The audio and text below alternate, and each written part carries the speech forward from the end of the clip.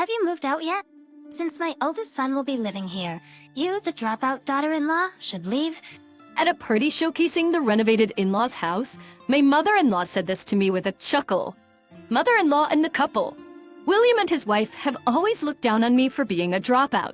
It seems they plan to take over the house my husband and I renovated. This might be a good chance to show them that everyone has their limits. My name is Olivia, and I'm a 42-year-old housewife. But my husband, Exon, is 40, making me the older spouse. Both my parents passed away from cancer when I was young. They didn't suffer long. They were hospitalized and passed away shortly after. I grew up moving from one relative's house to another.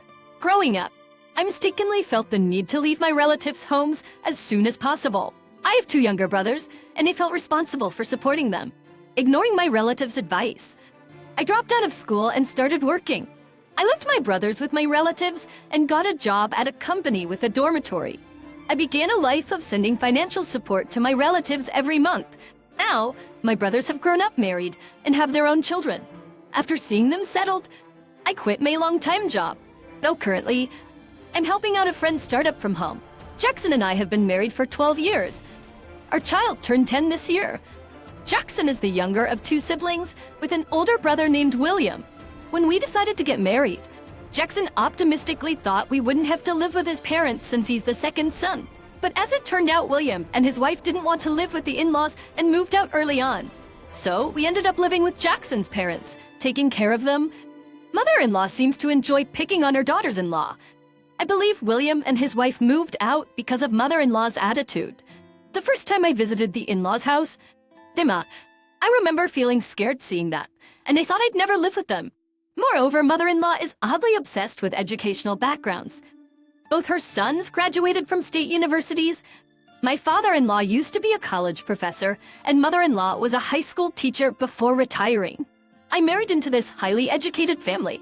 When mother-in-law found out I was a dropout, she strongly opposed our marriage. It was a miracle we got married. Even after our wedding, mother-in-law's condescending attitude towards me never changed. William and his wife are also college graduates. But from them too, my days of being belittled began. Once we started living together, mother-in-law's harassment began immediately. At first it was small things. Only my fork was always a disposable one. In the beginning, mother-in-law prepared our meals. She also served us a meal. She also served the food, but I always got a disposable fork. Even the fork I bought for myself would be thrown away by meal. When I told her I was using disposable forks is wasteful, let's stop, she frowned and said, after all, I don't like washing in non-family members' fork. The idea of washing someone else's fork every time gives me the creeps. I was taken aback by what my mother-in-law said. Back then, I was younger and had never faced such blatant hostility. I wondered if she saw me as an outsider, hence the disposable fork, but it didn't make sense. She kept emphasizing that I was an outsider since I married into the family. Then, I noticed something. Only the towel I used was washed separately, and it was often washed without detergent. Many times, it was left damp, leading to a musty smell. I was the only one using a moldy-smelling towel. Perhaps Mel's eagerness to do the chores was a way to subtly torment me. There were times I came home late from work and found myself locked out. Sorry. I didn't notice, she'd say with a sly grin. I was sure it was intentional, but there was someone else who added to my distress. Emma, my brother-in-law William's wife, or my sister-in-law. When I first met her, she seemed downtrodden, treated like a housemaid by meal. But once she was free from Mil's grip, she changed. She teamed up with Mile, the very person who tormented her, to harass me. I remember learning in school not to do unto others what you don't want done to you. Yeah, touchins. Em seemed to have forgotten that. The two, once at odds, now seemed eerily close. I wish they'd at least gossip out of my sight. The way she constantly tried to please Mil left me speechless. I'd occasionally vent to my husband, Jackson, but he seemed not to fully understand. He wasn't entirely on Mil's side, but he wasn't entirely on mine either. He lacked decisiveness but was genuinely kind. I love Jackson. I don't want to cause him any trouble. If enduring this would bring peace, I was willing to bear it. Jackson did understand my efforts. But from time to time, he'd secretly buy me my favorite cookies. Emma would often drop by unannounced. I work remotely, so I'm often in my room during the day. And I'm not just lounging around. I'm busy with back-to-back meetings and writing articles. Technically, Emma's favorite pastime seems to be disrupting my remote meetings. She'd walk down the hallway talking loudly or open my door to mock me. One day, she burst in, saying, Stop pretending to work. It's so off-putting. I was in an important meeting, dressed in a suit. She even waved at my boss on the screen. I wish she'd stop. After I managed to get her out, she and mother-in-law gossiped about me in the hallway. During the meeting, I was sweating bullets. It was an experience I never want to remember. Then, out of the blue, something unbelievable happened. We decided to have dinner with William and his wife, and mother-in-law splurged on high-end steak takeout. Even though it's a high-quality steak, I only had the side menu. Of course, I only got the side dishes. Such petty acts had been going on for 12 years. We had recently renovated the house, especially for the elderly father-in-law and mother-in-law. We made it barrier-free and renovated the old bathroom, even adding a small sauna. Both father-in-law and mother-in-law were thrilled, and so was Jackson. Of course, we bore the renovation costs. William and his wife were excited to see the new bathroom and sauna. We also renovated one of our rooms, which they visited. Seeing the screen Jackson installed for movie watching, they looked envious. I had prepared salads, soups, and kids' meals. Since William and his wife didn't have kids, my child was the first grandchild for father-in-law and mother-in-law. As I nibbled on my side dishes and listened to mother-in-law and William's family discuss the renovation, mother-in-law dropped a bombshell. When are you moving out? William is moving in, so you need to leave. I was so shocked that I couldn't comprehend her words. Hey, William, I've put up with you for 10 years. Now that the house is nice, it's time for you to go. I want to live with Emma and her family. I was stunned as my mother-in-law spoke with a smug grin, as if it was the most natural thing in the world. I looked at William and his wife, thinking it was a joke, but they too had the same nasty smiles. Hurry up and leave. LL. Something inside me snapped at their mocking tone. Even unusually calm Jackson looked stern. do we not have to put up with this anymore? Jackson smiled and made a big circle gesture above his head. Baker boxeries or Pepsis, you want us to leave this house? I treat us harassed. We're country. Yes, yes. It's been humiliating having a dropout like you here for 10 years. LL. I was appalled. After all, she had run away from her own harassment. It's in with Jackson's approval. I felt I no longer needed to endure. I declared, smiling at William, his wife, and mother-in-law. Fun, as they stared in disbelief. I repeated myself. Their expressions showed that they hadn't grasped the situation. Olivia and I were talking about the possibility of something like this happening. You can imagine what William and the others would think. The usually quiet Jackson said in a deep voice, "From the start, we knew the renovation was for William and his wife." I had overheard them secretly discussing it with my mother-in-law, but suggesting a renovation for an aging house seemed normal. I didn't want to believe there was malice behind it. I hesitated to bother Jackson with this, but I decided to let him in on what was happening.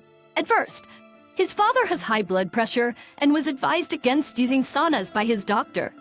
It turned out William was the one pushing for the sauna. We began to suspect that William and his wife planned to make us renovate the house, only to take it from us later, just like cuckoos taking over another bird's nest. We could have confronted William and his wife, or even my mother-in-law, but seeing Jackson's disappointment broke my heart. I think he wanted to trust William and my mother-in-law until the very end. It made me tear up. Why don't we build our own house? I suggested, looking into Jackson's eyes. What do you mean? Build a new, beautiful, spacious house? That sounds too good to be true. The first to react was Emma. She had always dreamed of a new home, but William's gambling habits meant they couldn't save up for one. They were also in debt and always strapped for cash. I believe they moved into Jackson's parents' house because they couldn't keep up with their apartment rent. They probably saw living rent-free in Jackson's parents' house as a step towards their dream home. I suspect they planned to sell the land once Jackson's parents pass away and use the money to buy a new, beautiful, spacious house. Yes, we finally got our new house. We can see it from here. It's the one right across the street. Just that many even admire, haven't you? I pointed to the newly built house across the road, the one Emma would gaze at dreamily every time she visited. I think it's her dream home. We initially planned to build somewhere farther away, but Jackson chose that plot. He probably wanted to show off our new home to William and his wife, who had plans to take over the renovated house. The plan worked. Emma was genuinely upset. We're moving to that house. William and his wife can handle the rest. They'll be living here, so they should cover the remaining renovation costs. Jackson said, smiling at William and his wife. But his eyes weren't smiling. It scared me. Once we finished our steaks, Jackson said, shall we move? Our new home had just passed its final inspection, the day before. I didn't expect William and his wife to spill the beans so soon, but I'm glad we were ready. Olivia, you're such a failure as a wife. Your ideas are ridiculous and scary. Do you want to burden Jackson with more debt? You're so demanding. Mother-in-law shouted at me, clearly frustrated. She kept repeating demanding wives and a dropout, as if she couldn't think of any other insults. It was almost amusing. Mom apologized to Olivia. What are you talking about? I'm just worried about you. It's sad to see you deceived by such a demanding dropout wife. Mother-in-law replied, reaching out to Jackson. But Jackson coldly brushed her hand away. Mother-in-law, who had never been rejected by her son before, was in shock. I'd never seen Jackson act this cold before. It's terrible, deceived by such a demanding wife. Do you plan to ignore me? Jackson's the one burden with debt. He'll work for this demanding wife for the rest of his life, right? Can't you see that? Mother-in-law cried out, tears streaming down her face. Jackson looked at her with cold eyes and let out a deep sigh. Mom, why don't you get it? Olivia earns more than I do.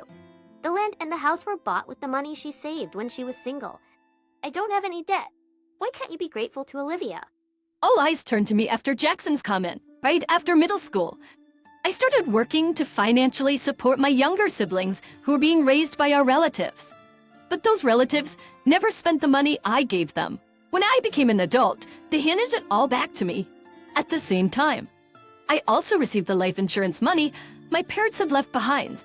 Only when I became an adult did I understand why my relatives had desperately tried to stop me from working right after middle school. It's true, you really should listen to the whole story before jumping to conclusions. Because I never spent money on myself. I grew up not really knowing how to use it. I became a woman whose hobby was saving. When we first got married, I showed Jackson my bank card. He was shocked by the amount. This is what Olivia saved up. I want her to use it on something she truly desires. I was deeply moved by Jackson's words. I decided right then to use it on something Jackson really wanted. Olivia made my dream come true. I can't thank her enough. I felt a bit embarrassed and looked down. I was so happy to see Jackson pleased, and I felt refreshed seeing the stunned faces of William and mother-in-law, and the frustrated look on Emma's face. Oh, by the way, no one but Dad is allowed in our house. Even if you come, you won't be let in. Jackson declared this to everyone present. Father-in-law jokingly said, "Oh, so I can visit." Looking pleased. After we left, we could hear William's shouting and mother-in-law screaming for a long time. After that, true to Jackson's declaration, William, his wife, and mother-in-law were never allowed in our new home. Father-in-law, however, visited almost daily, happily teaching our child chess. According to father-in-law, William's constantly fighting at the spouse's parents' house. According to father-in-law, there's no constant fighting at the spouse's parents' house. Especially between mother-in-law and Emma, there seemed to be numerous issues. Every day, they shout at each other, leaving William and father-in-law exasperated. William is now working a side job cleaning at night, burdened with his own debts and the renovation loan.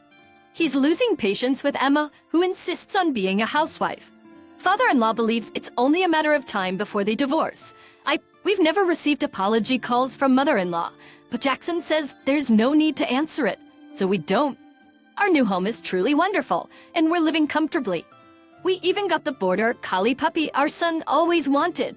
We've set up a small dog run in the yard with artificial turf. Our son is thrilled to have the puppy that mother-in-law wouldn't let him get at her house. Perhaps he had been holding back because of mother-in-law, but in our new home, he laughs out loud. Sometimes, to drown out the yelling from across the street, we're considering installing soundproofing.